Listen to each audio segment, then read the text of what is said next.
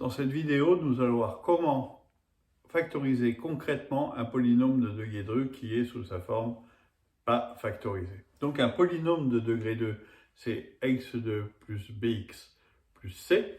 Donc on va prendre comme exemple le polynôme f de x égale x2 plus x moins 2. Donc comment on va pouvoir factoriser ça et donc trouver aussi ses racines? Eh bien, on l'écrit sous la forme f de x. On sait qu'un polynôme de degré 2 peut s'écrire sous sa forme factorisée, k facteur de x moins 1 facteur de x moins 2, où x1 et x2 sont ces deux racines.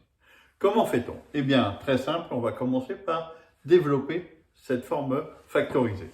Ça nous fait donc f de x est égal à, alors on laisse le k devant, c'est plus facile pour commencer, facteur de x2 moins x1x moins x2x plus x1, x2. Voilà. Donc maintenant, on va arranger un petit peu les x en mettant ici x en facteur. Et ensuite, nous développons. Ça nous fait k facteur de x2 moins x facteur de x1 plus x2 plus x1, x2. Maintenant, on va développer et répartir le k. Donc, ça nous fait k facteur de x2 moins x k facteur de x1 plus x2 plus k x1, x2. Voilà, donc maintenant nous avons développé notre forme factorisée et nous allons la comparer à notre première écriture. Et on va identifier les termes, terme à terme. Donc on va avoir un système de trois équations à trois inconnues. Ce qui nous intéresse, c'est de trouver k, x1 et x2. Et là, nous avons trois équations, comme on va le voir. La première, ça devient donc k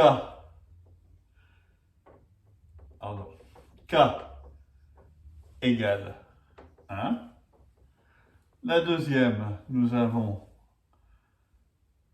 k moins k facteur de x1 plus x2 est égal à 1. Et la dernière, k facteur de x1, x2 est égal à moins 2. Résolvons donc maintenant notre système à trois inconnus et trois équations. Nous avons donc, la première est déjà résolue, on a trouvé le k. K égale 1. On le remplace dans les deux autres, ça fait moins, entre parenthèses, x1 plus x2 est égal à 1. Et pour finir, nous avons x1, x2 est égal à moins 2. Bien, on continue.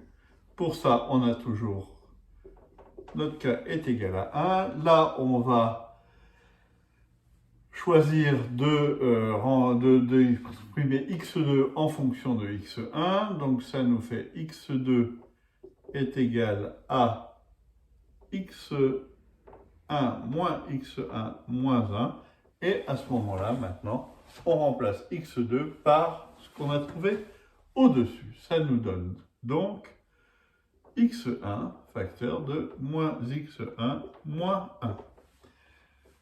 On continue, ça nous donne donc toujours mon petit k égale 1, toujours mon x2 est égal à moins x1 moins 1. Et là, pardon, j'avais oublié une partie. Voilà. Donc là, on développe ma parenthèse. Ça nous donne moins x1 au carré moins x1. On fait passer le 2 de l'autre côté. Plus 2 est égal à 0. Voilà, donc maintenant, équation du second degré, on va voir qu'est-ce que ça nous donne.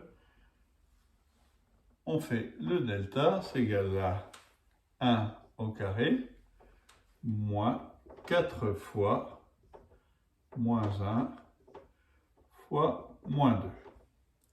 C'est égal à 1 moins, voilà.